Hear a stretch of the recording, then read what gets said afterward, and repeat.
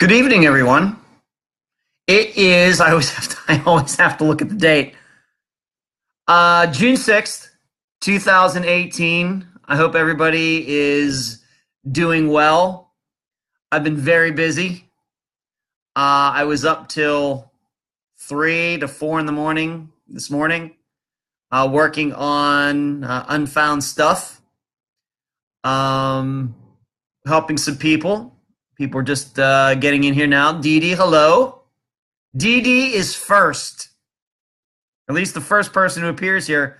Lois Lane, Angel, Angela, and Shuri, Charlie, Kelly. Everybody, thanks for tuning in tonight. I only have, you should know, I only have a couple questions lined up so far. Hello, Laura and Janet, what's up? So if you have any questions, please get them in. I'll try to write them down or remember them or answer them as you type them in. As you know, we don't have to talk. The questions don't necessarily have to be about true crime or missing persons cases or anything. Hello, Kelly. Hello, Andrea. How are you? Good to see you, Sherry.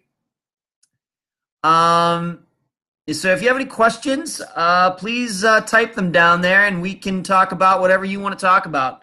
Of course, as you know, I always come to the camera with some things to talk about, a little news, a few updates and things like that. What is my favorite movie? Okay, we can start there. Dee Dee. My favorite movie, I am a movie guy. I like a lot of older movies. Hello, Suzanne from Canada. Going to your country this Friday, Suzanne. Going to your country. Charlie,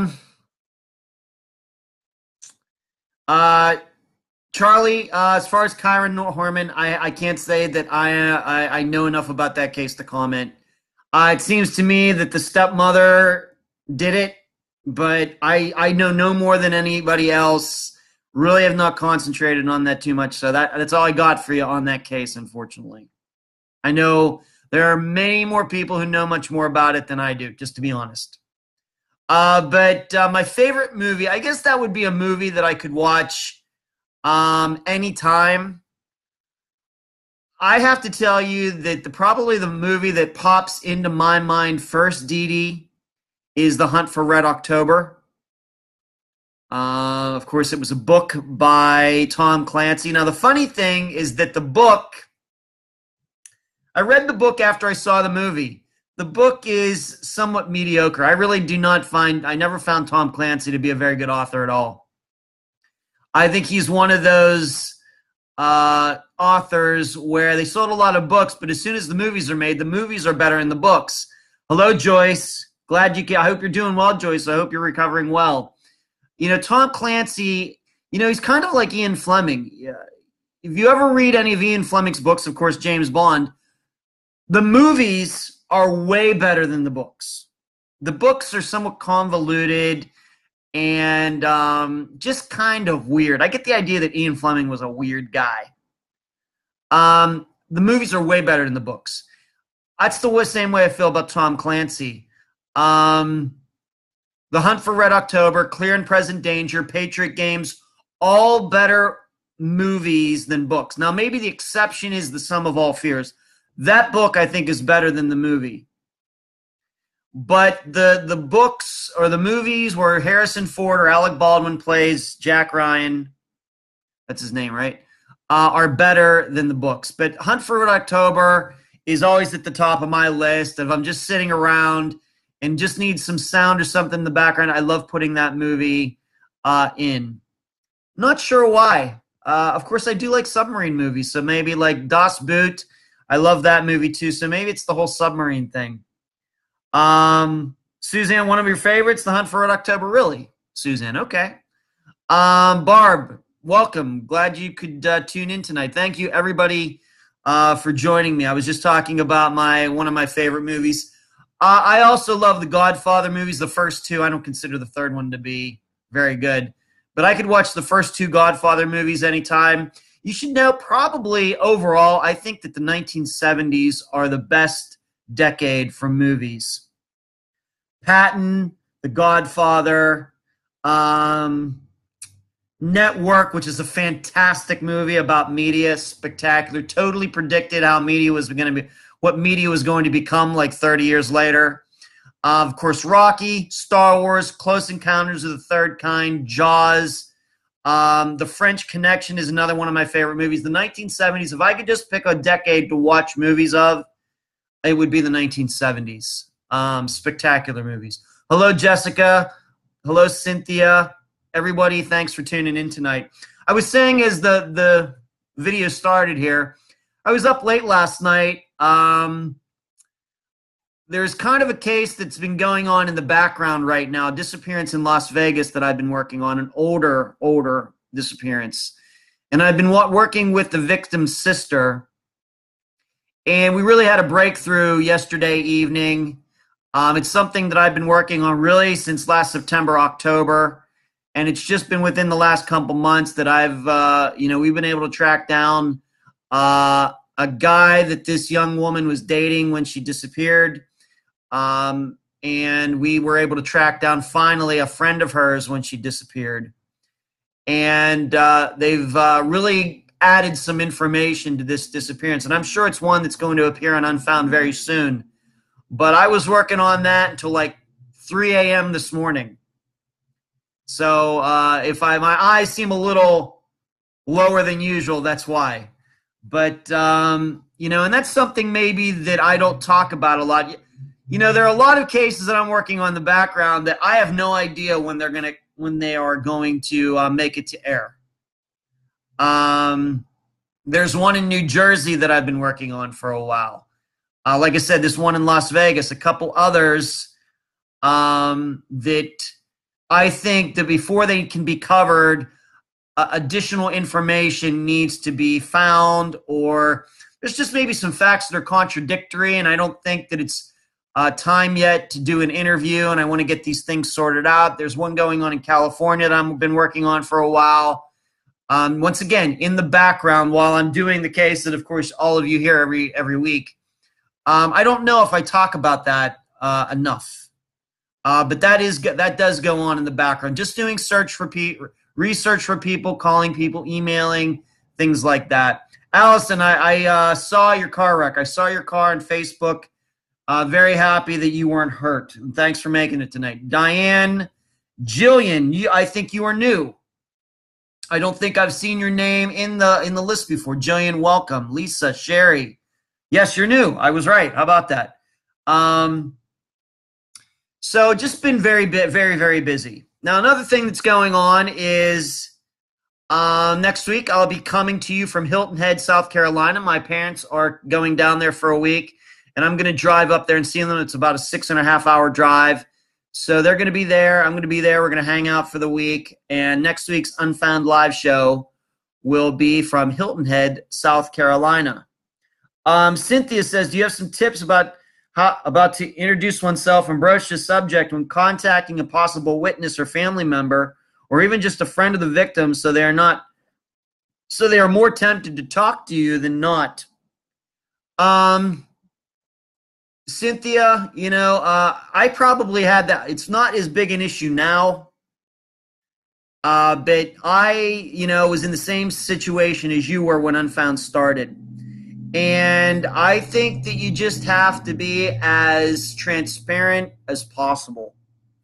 Before you start asking a person questions about, information that you want, I think that you have to tell them about yourself. What motivates you, who you are, why you're into this, why this particular case, et cetera, et cetera, et cetera. There can't be, if you're going to expect somebody to tell you information that maybe is not on the record, or you're going to talk to a stranger about something, a difficult topic like missing persons cases, then I think that you have to be upfront as possible about everything in your background.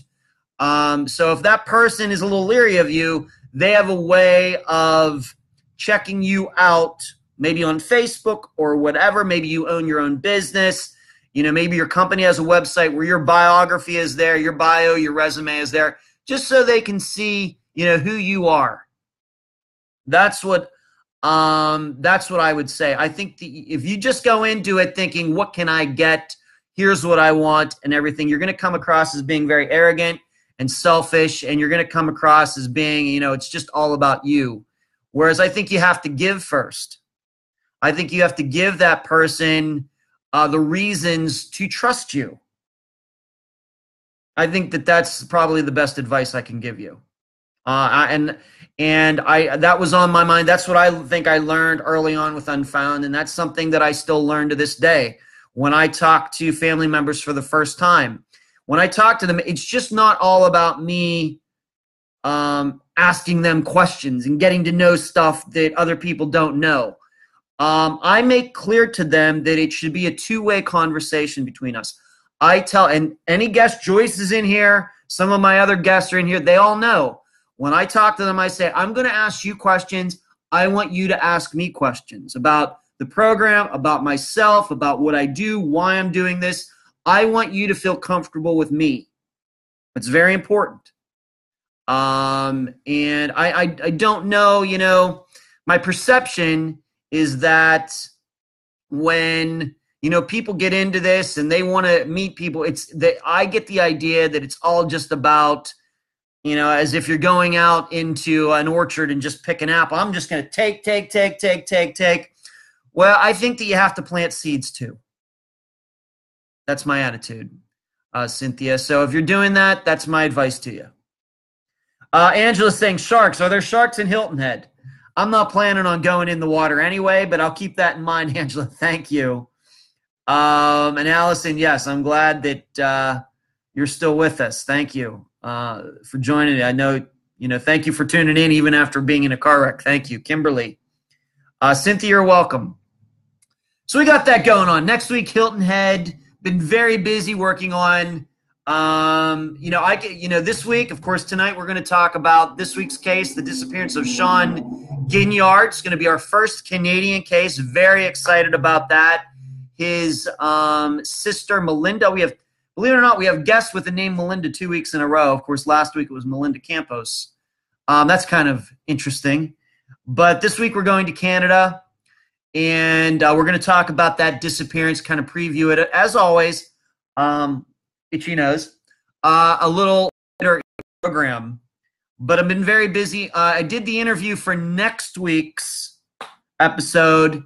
I can already tell you that's going to be one of the longest episodes Unfound is going to done. Maybe has done. Probably like Aaron Barnard. Remember that episode? The first episode for 2018. It was like 3 hours. Next week's episode is a long one. Simply because I already know how long the interview is. And it's something where I think that we are going to be releasing some new information, as we always do, but something that I think is, even though this disappearance has been covered elsewhere, frankly, we have discovered something. I don't want to pat myself on the back too hard, but I discovered something that it seems everybody has missed, and I think it's a key point in the disappearance, and you're going to hear about it next week. But the interview is long. I conducted it yesterday morning. Just to give you an idea, the interview started about 10:15, and we finished at about 1:30.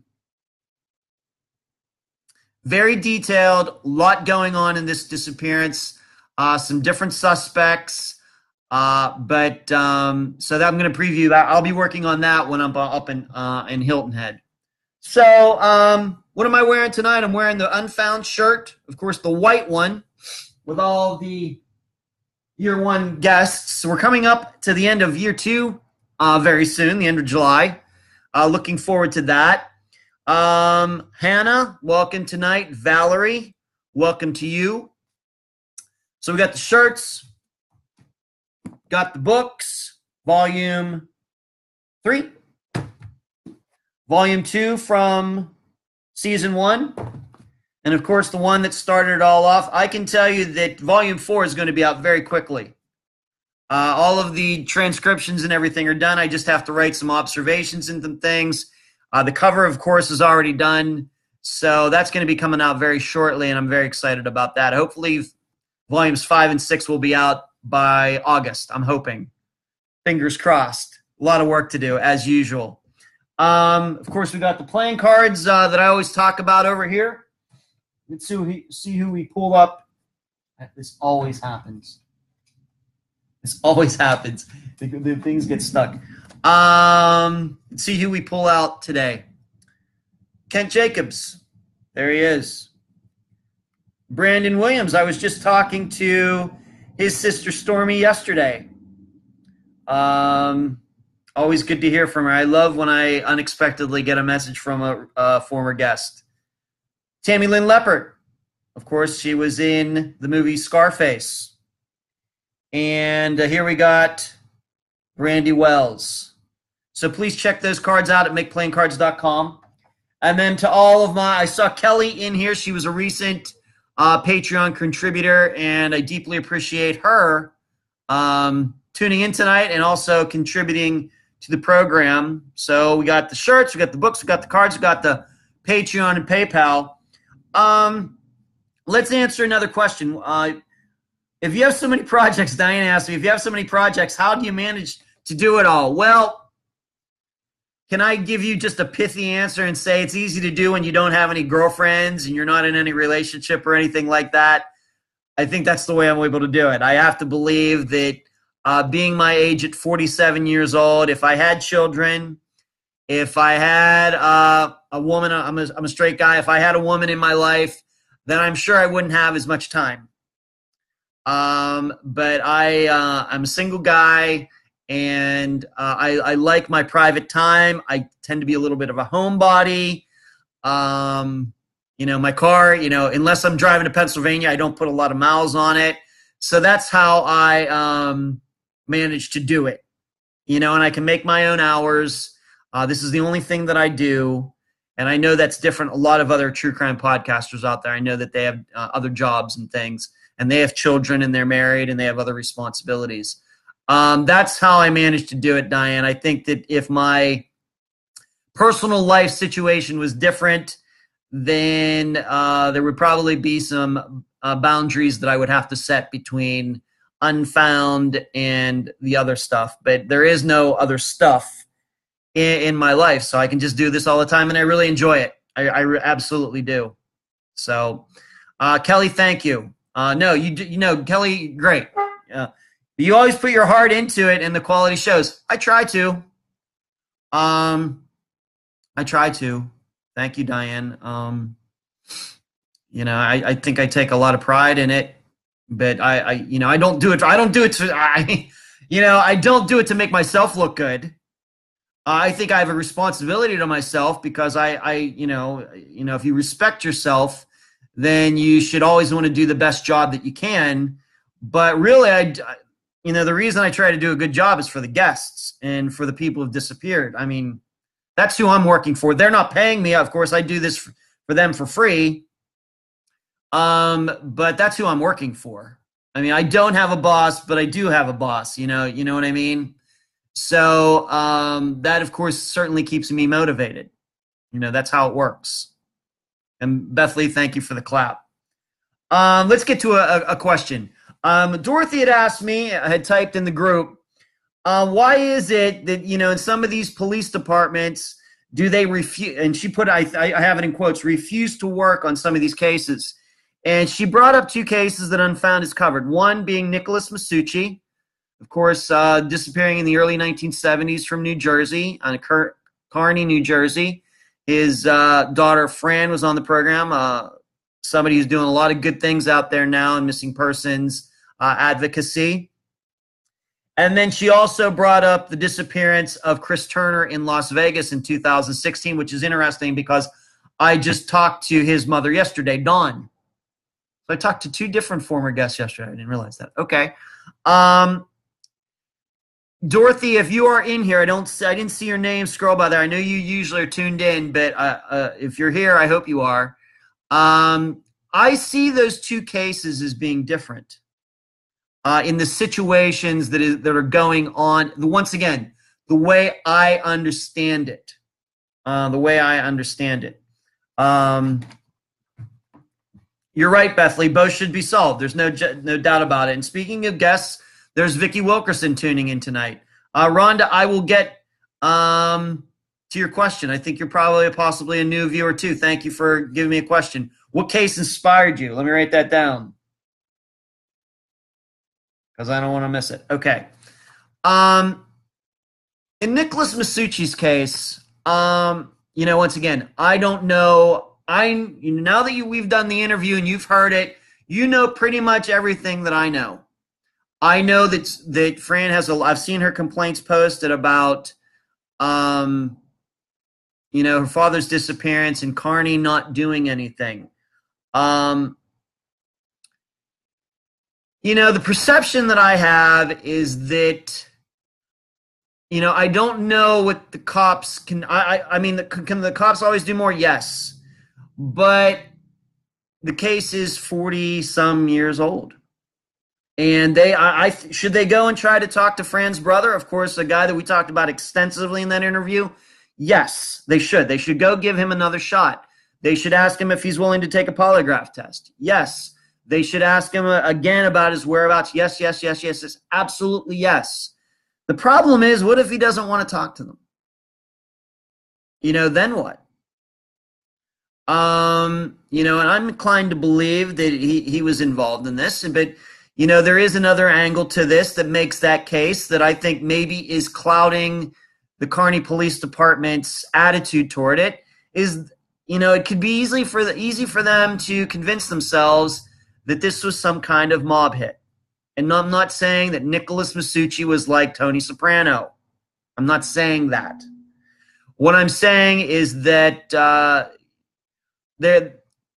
it's not a coincidence that, her dad was mentioned in the FBI files while they were watching, a big time mob guy back in the early 1970s. That is not a coincidence. And it very well may be. It's easy for that police department to just say, we believe that this happened and that's just going to have to be good enough. I'm not saying that's right, but there are a lot of people who have disappeared who are connected to, have one way or another been connected to the mob. And you know what? Their disappearances aren't being looked into either. So I feel bad. I want to continue to help Fran in any way I can. I don't know how big the Kearney Police Department is. I don't know if they have a cold case unit. I don't know what their experience is with missing persons cases. But if you're going to ask, the police to do something, then I think that you have to come up with a plan and give it to them. I think that if Fran has an idea about what she wants Kearney to do, then she should have her own ideas of what need to be done. Because frankly, now in 2018, she knows more about that case than anybody on this planet. So, and if they're not willing to do that, I don't know. But I think that police departments today, just in general, not just in New Jersey, but everywhere, their attitude is, what do we got to do to keep our names off the headlines today? People are complaining about drugs in their communities, things like that. That takes a million times more precedent than a guy who disappeared in the early 1970s. I'm not saying it's right. That's just the way it is. And for her, this is going to be something that is not going to change, or any of our guests is not going to change overnight. And Fran's very motivated. I think she's going to get some major things done in New Jersey, but it takes a lot of this mass that you're trying to move. It takes a lot of momentum to get, a lot of force to get it moving. And, she's just starting out. So that's what's going on, Dorothy, with that case. I think it's just the thing that it's a missing persons case. It's open, but it's 40 some years old. And there's not a lot I don't, if anybody was involved, except for maybe, once again, Fran's older brother, probably anybody that was involved in that case is probably deceased, I'm guessing. So it's tough. There's that case. April, April asked me, did you say something a while back about teaching a missing persons course at a college? Any more thought on that? Yes, I'm working on that, April. Yes, I am. I'm working on that. I'll let you know if I have a breakthrough on that. And we're still trying to get into some other media companies. SiriusXM, maybe I haven't talked about. We're still trying to do that. Once again, it's kind of like we're talking about with Fran Masucci. Trying to get something done that's, pretty tough to do. Takes a while to get that momentum, building and things rolling. But yes, I am thinking about, trying to become maybe a guest lecturer here at the University of South Florida, which is here in Tampa. Yes, going to give it a shot. But Dorothy also brought up Chris Turney, which is a different circumstance. The problem with that case, once again, I just talked to Dawn, and she's, of course, extremely frustrated. That's what we talked about. She called me. The problem is that Metro Police in Las Vegas closed the case. Why did they close the case? Is because Chris's girlfriend, Nicole, who I consider to be a suspect in the case, and her mother told the cops, we saw Chris after his mother claims he disappeared. That was enough for the Vegas Metro to close the case. Is it wrong? Yes. Yes, it's wrong. But you also have to look at it this way. They're just dying to get cases off their desk. And as soon as somebody says, hey, I saw that person, they are so happy to mark it off, throw it into a file somewhere, and they don't want to look backwards. Dara, is that how you pronounce your name? Dara, D-A-R-A-G-H, Dara? They are so happy to do that then when she goes back and says they're lying and everything, well, what are the cops supposed to do? They don't want to reopen it. They have people on record saying that they saw Chris. You can understand the difficulty there. You can understand the difficulty. I'm not saying it's right, but I also think that, once again, this comes back to Chris Turner is a grown man. If he wanted to disappear, he could. He didn't have any drug problems or any, thing like that. And so they're motivated just to think that he ran off, for whatever reason. And they're just, some of these police departments are just dying for somebody to walk into their to their office and say, that missing person case that's open, I saw the person, you can close it. They are dying for somebody to come and do that. Whereas they shouldn't be. It's nice if it's true, but what Nicole and her mother said gave Metro the reason, gave all the reason in the world to close that case. And now trying to open it, you need a crowbar, a nuclear bomb, a person that can pick locks, et cetera, et cetera, et cetera, to open it back up again. It's what it's kind of like now that it just comes to me. It's like when juries get a conviction wrong. Look at how many, even when it's proven that a person did not commit a crime, it still can take months, if not years, to get that person back out of jail. Even with, new evidence and everything else. Judges and people like that, they don't like to admit they're wrong. They don't like to admit there were mistakes. There's ego involved and pride involved and all these horrible, the 7 deadly sins. And, that's what happened in those cases too. It's just not a factor of police. It's a factor of, I think just of our human nature and a problem with our judicial system that they don't like overturning things. They don't like changing their minds. And who does? Yeah, it's so frustrating that the person who saw him could be involved, though. I agree. The problem is that there's no hard proof. Let's just admit it this way with Chris's case. The reason we think she did it is circumstantial evidence. There's no DNA, there's no video cameras, there's nothing that she has done, any cell phone pings or anything that point the finger at her. That makes it very difficult. Even though within us, our subconscious, at the subconscious level, we say something is wrong about this and Nicole probably did it. Well, that's good for us talking here. It's great to publicize this, maybe somebody come forward. But if you try to take that to court, your average defense attorney, even your public defender who's getting paid, nothing compared to like what Johnny Cochran and those guys used to make, could tear apart that very quickly when it comes to, once again, the law.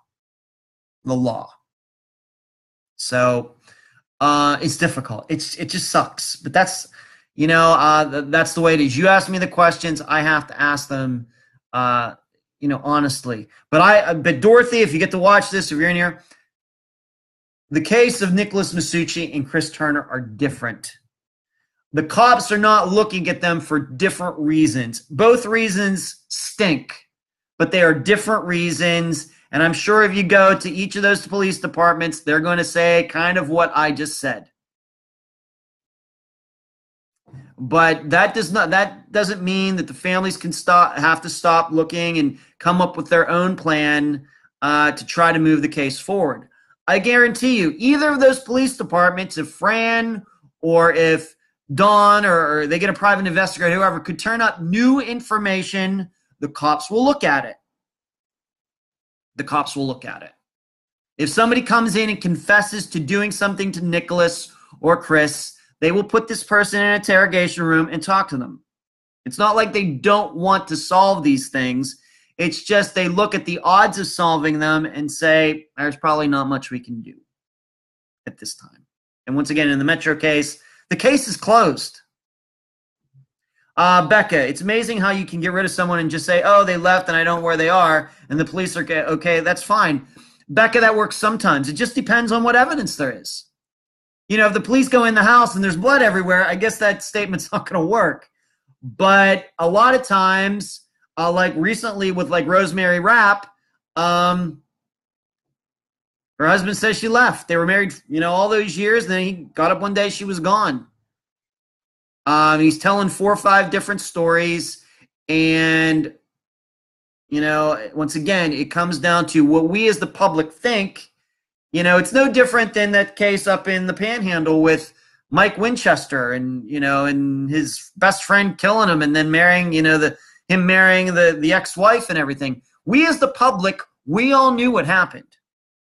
The problem was that if you go to court with the information that we know, there's some defense attorney that probably is going to be able to tear it apart. And what did it take to bring those people to justice and get the guy to confess and implicate the wife?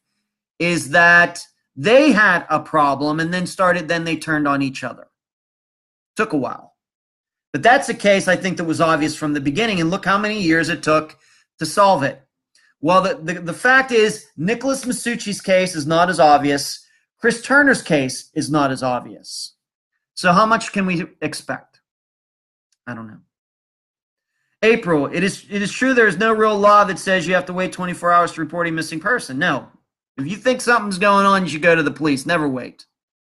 If you believe you have objective facts about something that doesn't seem right, go.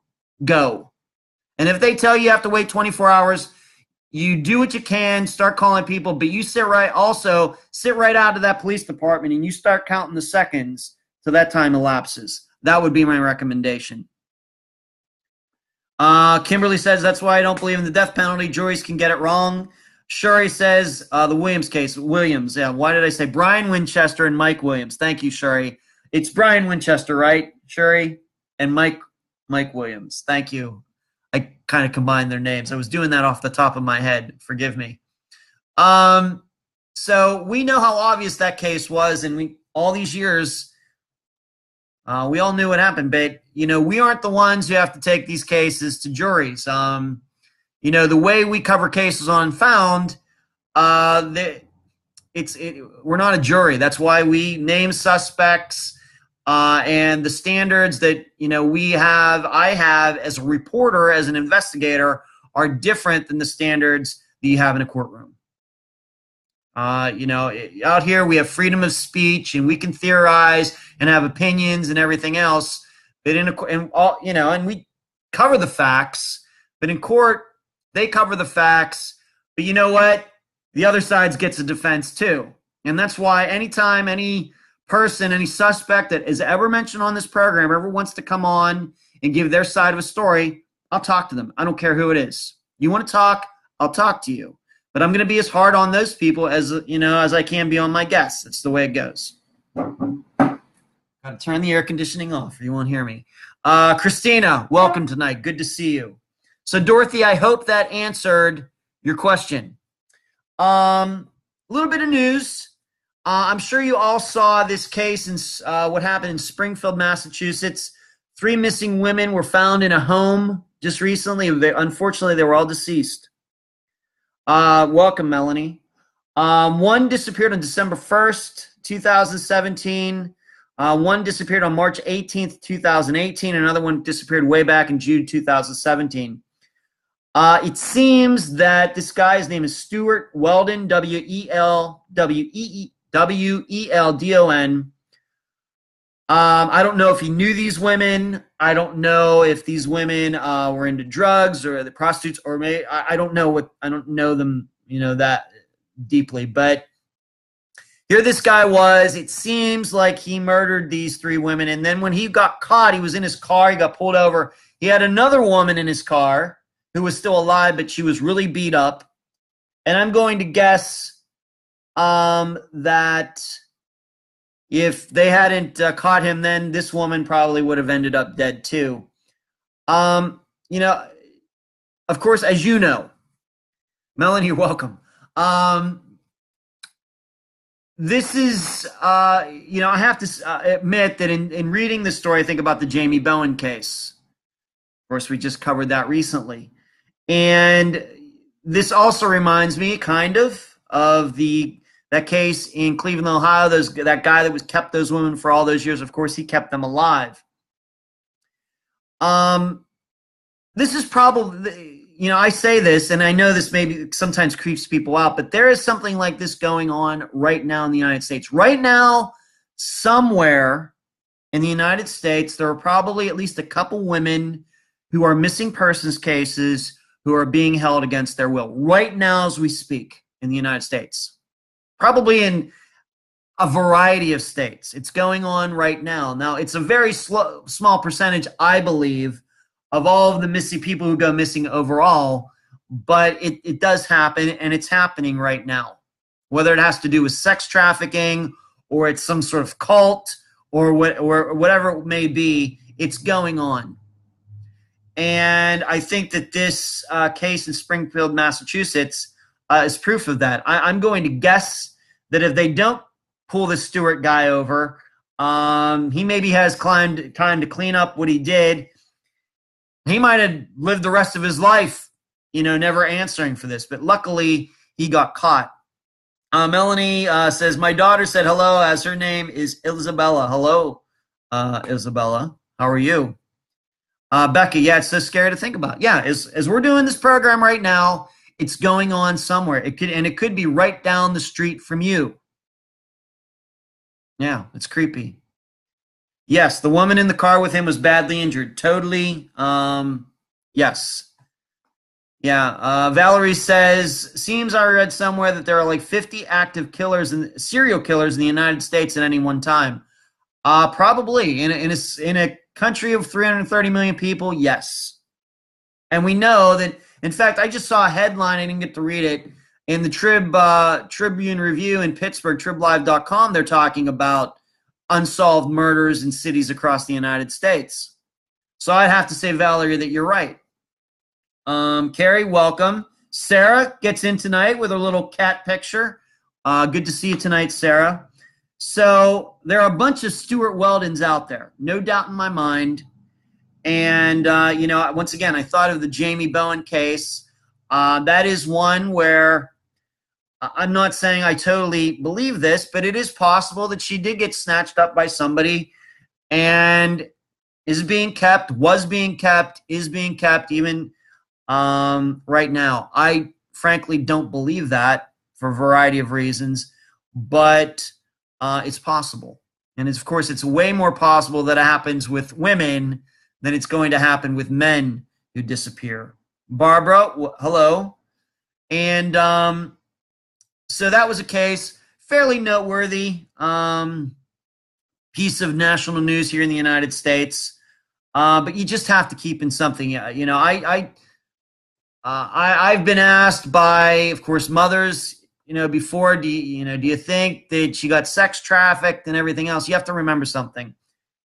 The Stuart Weldon situation with these women, and I realize these women were dead, but let's just go back maybe to the Cleveland example. Those cases are rare.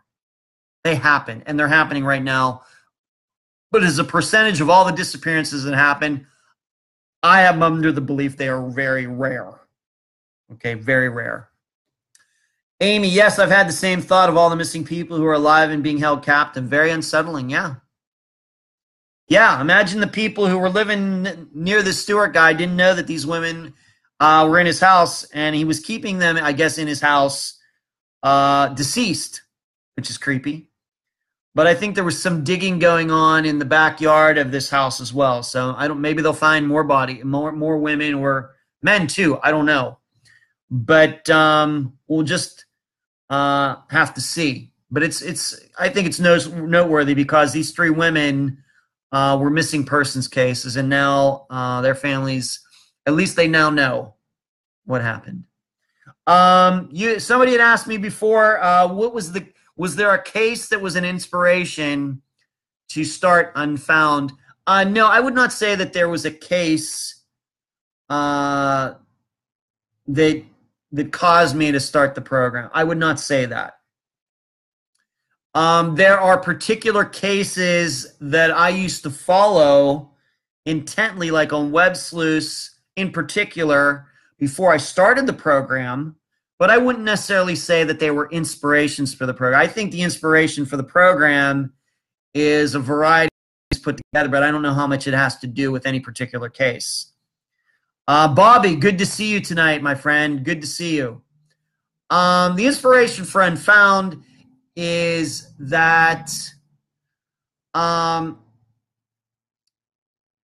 there are a few different things. I think that doing this, it goes well with my mind. I'll tell anybody that wants to listen, I don't manage people very well. Never ask me to run a McDonald's. I can't do it. I could never manage the people and their different personalities and when they want to work and everything. That is not me, but I'm a good manager of information. I can put information in a logical form, kind of see theories and patterns and things. My mind is very good for that. Other things, forget it. Just forget it. But it's good with that. That helps. I feel like I have to help these people because it does seem that they've been forgotten. I do, once again, have a kind of a performance, very loose performance background, public speaking background that I think helps doing this program. I think those were all the inspirations for doing Unfound. But if look at Bobby, look at this. He goes, sorry, bud, just got back from the beach.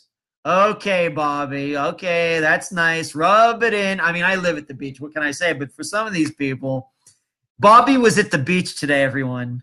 He was at the beach, and he wants us all to know. Okay, welcome, Bobby. I'm kidding. That's funny. That's funny.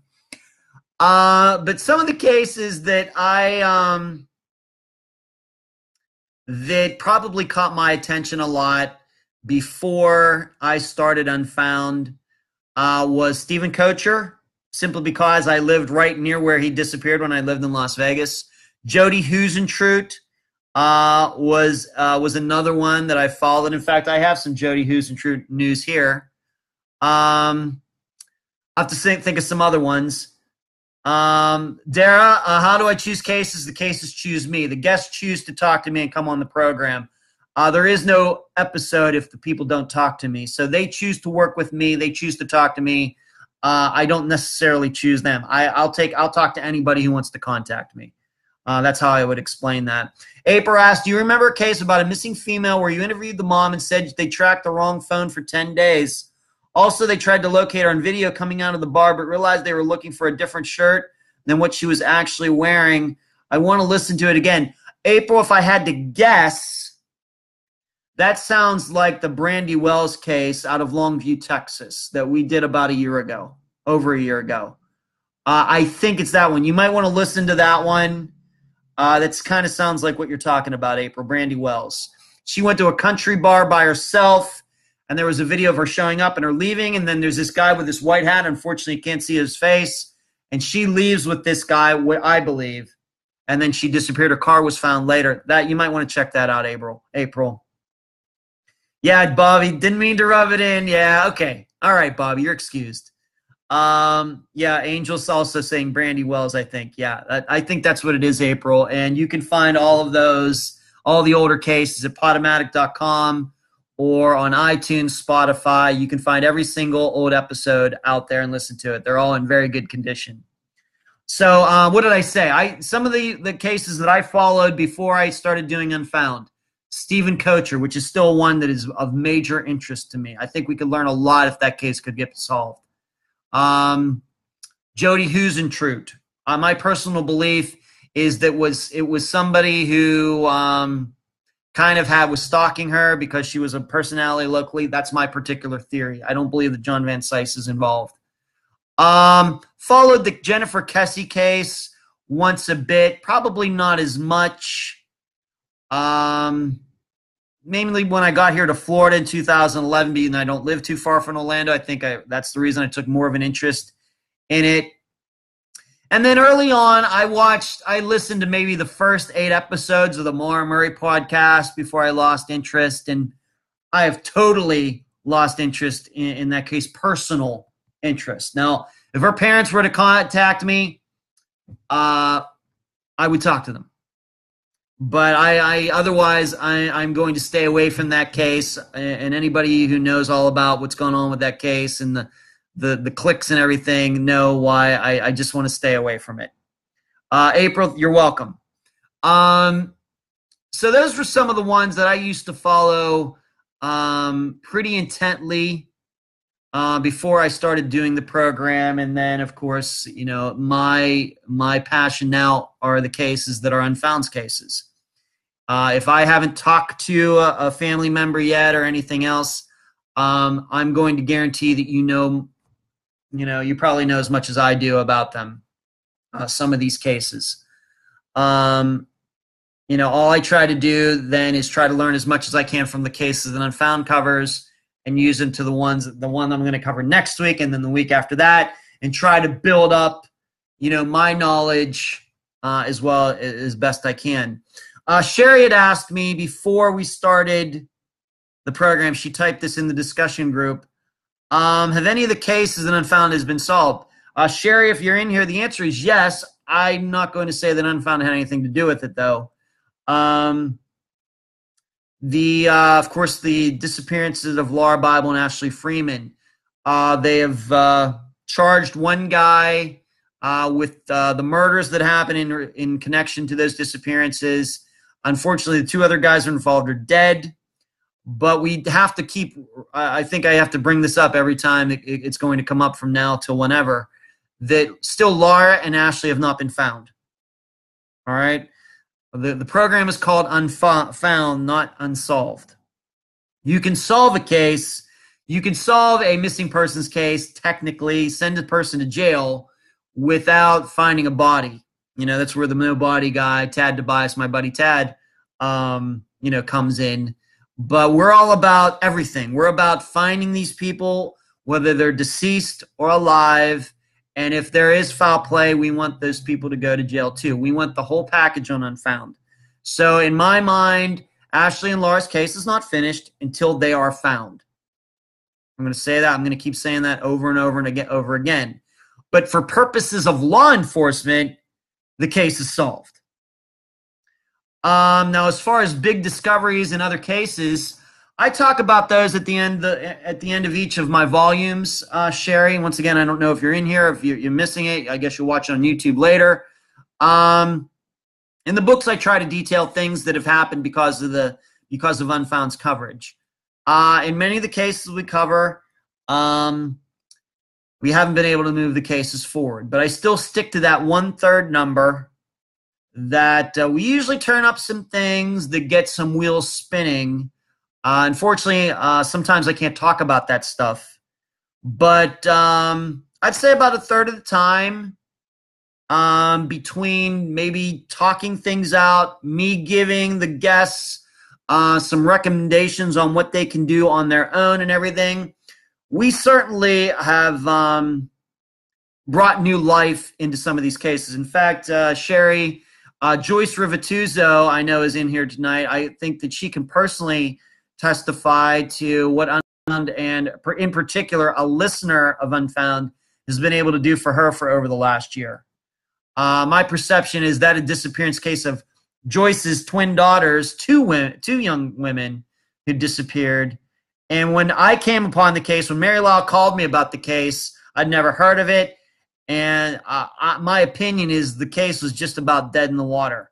A year later, we know where one of the suspects is. Joyce got recognized at the Missing Persons Day back in December. There are things going on with that case, and I'd like to think it's because of Unfound's coverage. I think that that's been, although, once again, it's not solved. Peggy and Patty haven't been found. But we have been able to build up some momentum in that case, but none of this is easy. None of it is easy. But I wish I could do as much for all the other cases as what has happened with Peggy and Patty McDaniel's case. I just haven't been able to do it. My goal is to solve every case and get all these people found. That's my goal for every program. No matter how hard the case is or circumstances and everything else, those are, what I consider to be successes. Those are the goals. And if I can't reach those goals, I'm disappointed. So yes, I'm disappointed so far with all the cases, but that we've covered because, they're not solved, but we're going to keep working at it. And, one of these days, hopefully, some good things are going to happen with some of these cases. And when I say good things, hopefully a lot of these people are going to be found alive. I hope that. But there's no doubt that Unfound has made a mark on at least, once again, about 1/3 of the cases. If nothing else, it has left my guests with a different perspective. Getting a new, fresh eyes, someone they don't have to call, pay, and I don't want any pay from them, but somebody just coming in, looking at the information and saying, have you thought about this? And you don't know how many times when I say that, they said, no, I never thought about that. Even something as little as that, who knows where it can go? Who knows? April, I think the cops should be trained differently for disappearance cases, not be allowed to say some of the horrible things I've heard them say to families of missing people. April, don't get me started. Totally true. Rhonda, we have a strange case in Jacksonville. 2 boys got off a school bus and both are still missing years later. They're 14 and 15 years old, I think, and we're friends. It was years ago. Rhonda, if you want to contact me personally about that, if you know anybody involved in the case, their parents or something, please contact me personally. Unfoundpodcast.com. At unfoundpodcast@gmail.com, or find me on Messenger privately. Don't do it publicly, privately, and we can talk about it. There's Joyce. I'm going to just read this because Joyce posted this, not to pat myself on the back. Because of you, Ed, there are people working on my case right now. Thank you. So there you go. Joyce, you're very welcome. Happy to do it. You're one of my favorite people, Joyce. So let's go to this week's case. Unfound is taking its listeners to the Great White North of Canada on Friday. This is the second case where he got out of the United States. The first one was one of the first cases Unfound ever did, and that was Ben Charles Padilla, or Padilla. I'm still unsure about that, in Angola. But this young man, his name is Shawn Guignard, Guignard. It's a French last name. He disappeared in Thompson, Manitoba in 2015. He's originally from Ontario. He went out there and to work in the gold mines, gold fields that they have in that section of Canada. I think higher up northern Canada, getting up close to the Arctic Circle. And that's, Thompson, as you can imagine, it gets pretty cold up there during the winter. But he went out there and he disappeared. You should know, though, that Shawn had some issues. He was 34 when he disappeared, but he had battled schizophrenia since his early 20s. Now, I know saying schizophrenia, a lot of people are going to get a little fearful. I can assure you that Shawn was not that type of guy. In fact, in interviewing his sister Melinda for this episode, Melinda Guignard, his sister, younger sister, was exactly the opposite. When he was not taking his medication, Shawn was like the friendliest guy around. In fact, he was a little too friendly, and he was a little too giving. And that might be what happened in this case. That he went out there, he was living out, he got there, he'd only been in Thompson, Manitoba, not very long, a week to 10 days.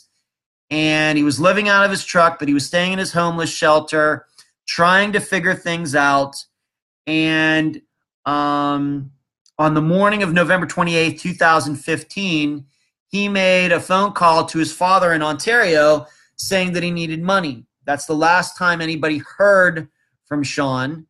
He was seen out back of the shelter that morning, and that's the last time anybody ever saw him. Now, the big deal probably additionally about this case is if you haven't heard of Thompson, Manitoba before, there is a reason that this episode is called The Most Dangerous Place. And anybody who saw my posting in the Unfound discussion group today knows why it is. Thompson, Manitoba has the highest rate of crime in Canada. You can look at it and you say, well, Canada's not that, it's a pretty safe country. It's not that violent country. How bad can Thompson, Manitoba be? It's pretty bad. Even for us in the United States, we would take a look at Thompson, Manitoba and say, dang. And not only is it a violent place, but a lot of these crimes go unsolved. It seems like it's a very transient community. It's the nearest major city to some of these areas. People will come in and stay at the shelter to go to the doctor, and so they're just hanging out in town. They don't have jobs. They get into trouble. They're transient. Then all of a sudden they're out of town again. Well, this is the place that Shawn Guignard, where he disappeared. And Janet says, Ed, you've helped me in the way I need to go in helping finding info about Jamie. Janet, you're very welcome. Joyan, good to see you tonight. Tuning in a little late, no problem. You can catch this later on YouTube. Lisa, same way for you. Thank you for tuning in. But Shawn Guignard, the night before he disappeared, he was playing cards with two women and a guy. And one of those women has died since then in a death not connected to Shawn's disappearance at all. But the other guy and woman are a couple, and they claim that they don't know anything about Shawn's disappearance. I can tell you that I'm not so sure. Melinda, his sister, is not so sure. The other part of this is that a few days after Shawn disappeared, another guy was found driving Shawn's truck.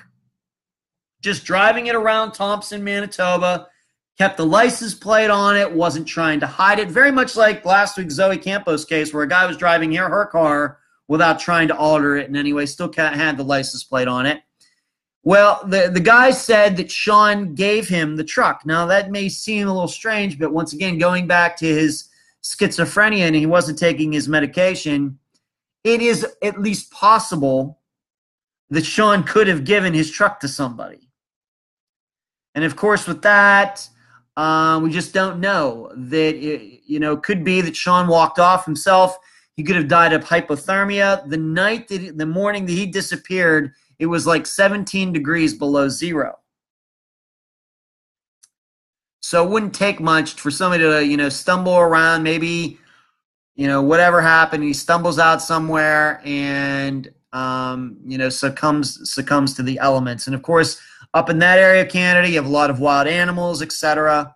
So there are a couple different possibilities, but the main points are that this is a very dangerous town where a lot of crimes go unsolved, and the cops themselves don't seem like they want to solve a lot of them, to be honest with you, in talking to Melinda. And you're going to hear that in the interview. Once again, it's Shawn Guignard. The episode, the title is The Most Dangerous Place. April says, I think there should be a questionnaire that if you get into the police station to report a missing person, if you answer a certain amount of questions in the questionnaire, yes, the police will start looking immediately. April, I agree with you. The issue is manpower. Who is going to do that? Most police departments don't even have missing persons departments. And so if there is a missing person that needs to be investigated, they pull somebody from homicide.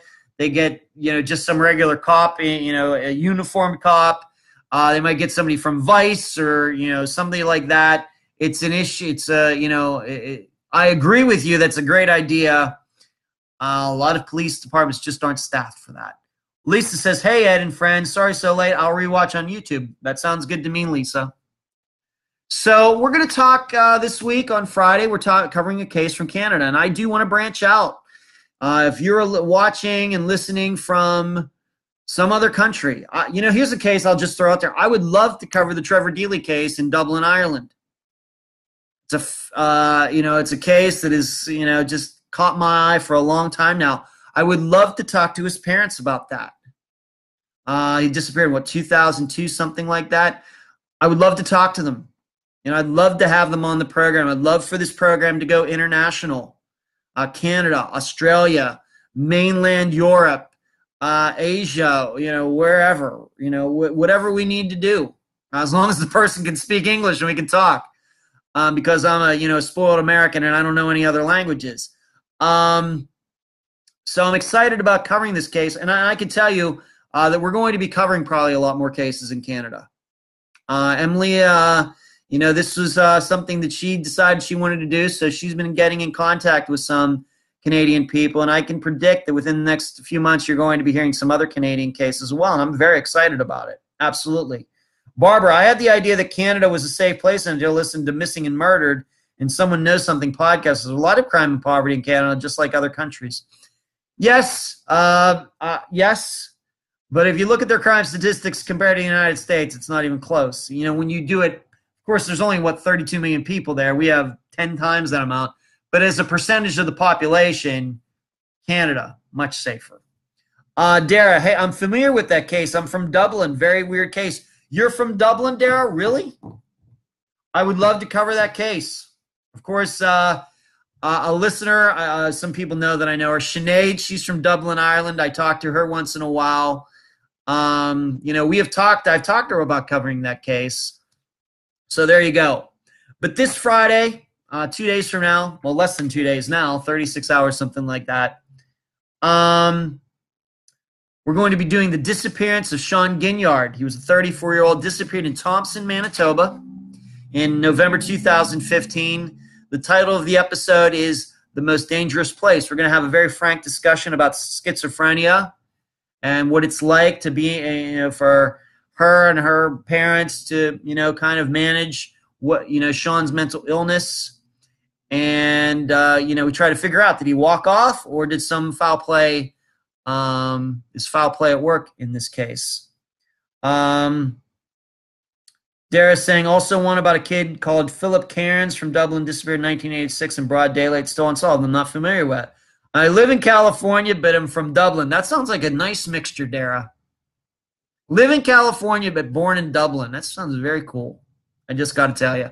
And I should tell you, Dara, that according to one of those gene sites, I'm 2/3 Irish. So there you go.